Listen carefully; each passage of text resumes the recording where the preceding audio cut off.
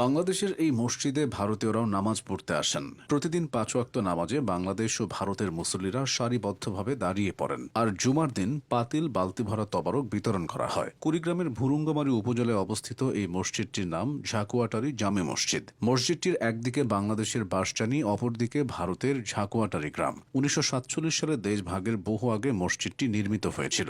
দেশ ভাগের পর মসজিদটি বাংলাদেশের অভ্যন্তরে পড়ে যায়, তবে ভালোবাসার বন্ধন ছিন্ন হয়নি। আজানের ধ্বনি শোনার সঙ্গে সঙ্গে দুই বাংলার দুই গ্রামের মুসল্লিরা মসজিদে চলে আসেন। নামাজ শেষে নিজেদের মধ্যে কোলাকুলি করেন। শুধু তাই নয়, অসুখে বিসুখে বিপদে আপদে পরস্পরের কাছে ছুটে আসেন তারা। পারিবারিক অনুষ্ঠানেও তারা একে অপরকে দাওয়াত করে থাকেন। ডিউটিতে থাকা বিজিবি ও বিএসএফ এসবে বাধা দেয় না। ঝাকুয়াটারি জামে মসজিদের বয়স প্রায় ২০০ বছর, কিন্তু আন্তর্জাতিক আইনি জটিলতা থাকায় মসজিদটি সংস্কার করা হচ্ছে না। তবে দুই গ্রামের মানুষ যৌথভাবে আর্থিক সহায়তা দিয়ে অস্থায়ীভাবে সংস্কার কাজ করে থাকেন। এভাবেই একটি মসজিদকে ঘিরে সম্প্রীতি ও শান্তির সুবাতাস বইছে।